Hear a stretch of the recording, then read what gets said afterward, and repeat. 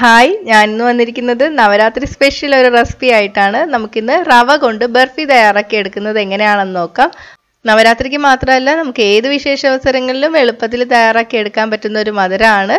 നല്ല ടേസ്റ്റുമാണ്, അധികം ഇൻഗ്രീഡിയൻസിന്റെ ആവശ്യമില്ല. അപ്പം നമുക്ക് റെസിപ്പി കാണാം.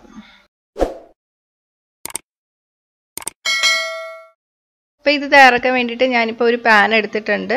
ഇപ്പോൾ നോൺ സ്റ്റിക്ക് പാനാണ് ഞാൻ എടുത്തിരിക്കുന്നത്. അപ്പോൾ നോൺ സ്റ്റിക്ക് പാൻ തന്നെ എടുക്കണമെന്നൊന്നും ഇല്ല. ഇതിന് പകരം ചുവട് കട്ടിയുള്ള പാത്രം എടുത്താലും മതി. 1/4 കപ്പ് നെയ്യ് ചേർത്ത് കൊടുക്കുക. നെയ്യ് ഉരുക്കി വരുമ്പോൾ 1/2 കപ്പ് റവ ചേർത്ത് കൊടുക്കുക.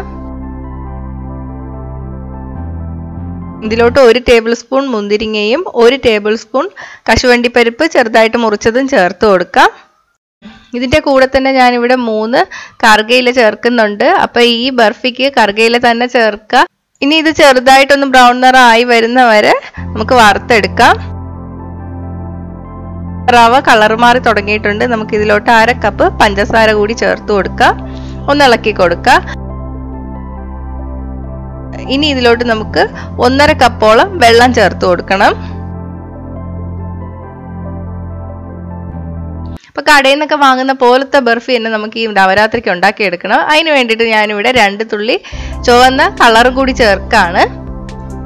ഇളക്കി കൊടുക്കാം. 3 തുള്ളി യെല്ലോ കളറും കൂടി ചേർത്ത് കൊടുക്കാം. നന്നായിട്ട് ഇളക്കി കൊടുക്കാം. ഞാനിവിടെ ഒരു ഓറഞ്ച് കളർ ബർഫിയാണ് ഉണ്ടാക്കിയെടുക്കുന്നത്.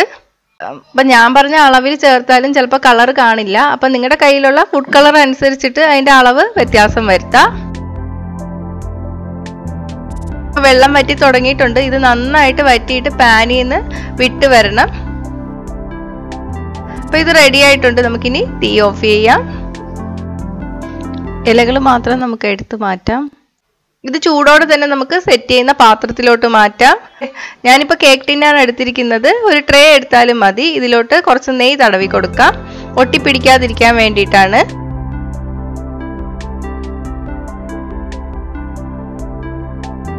നന്നായിട്ട് തവി കൊണ്ട് പ്രസ് ചെയ്ത് കൊടുക്കുക. ഇനി ഇത് നമുക്ക് 2 മണിക്കൂർ തണുക്കാൻ വേണ്ടിയിട്ട് വെക്കാം. തണുത്തതിന് ശേഷം മാത്രമേ മുറിച്ചെടുക്കാവൂ. അപ്പൊ ഇത് നന്നായിട്ട് തണുത്ത് വന്നിട്ടുണ്ട്.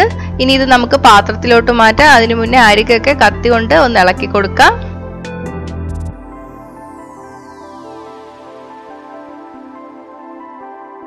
ഇതിനി പാത്രത്തിലോട്ട് മാറ്റാം. ഇതിന്റെ മുകളിൽ ഭംഗിക്ക് വേണ്ടിയിട്ട് കുറച്ച് ബദാം അരിഞ്ഞത് ഇട്ട് കൊടുക്കാണ്. ഇത് ഓപ്ഷണൽ ആണ്, വേണമെങ്കിൽ ചെയ്താൽ മതി. കടയിൽ നിന്നൊക്കെ വാങ്ങുന്ന ബർഫിയുടെ മുകളിൽ സിൽവർ ലീഫൊക്കെ കാണും. അപ്പൊ അത് കിട്ടുകയാണെങ്കിൽ അതും ഇങ്ങനെ ചെറുതായിട്ട് ഒട്ടിച്ചു കൊടുക്കാം.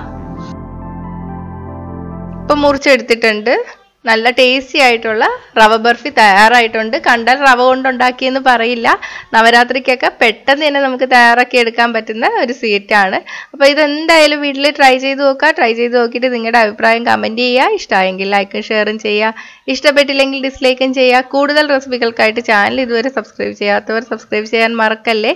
കൂടെ ആ ബെൽ ബട്ടൺ ക്ലിക്ക് ചെയ്തതിന് ശേഷം ഓൾ നോട്ടിഫിക്കേഷൻ സെലക്ട് ചെയ്യുക. അപ്പോൾ ഞാൻ അപ്ലോഡ് ചെയ്ത ഉടൻ തന്നെ എല്ലാ റെസിപ്പീസിൻ്റെ നോട്ടിഫിക്കേഷൻ നിങ്ങൾക്ക് ലഭിക്കും. അപ്പോൾ അടുത്തൊരു റെസിപ്പി ആയിട്ട് കാണാം. ബൈ.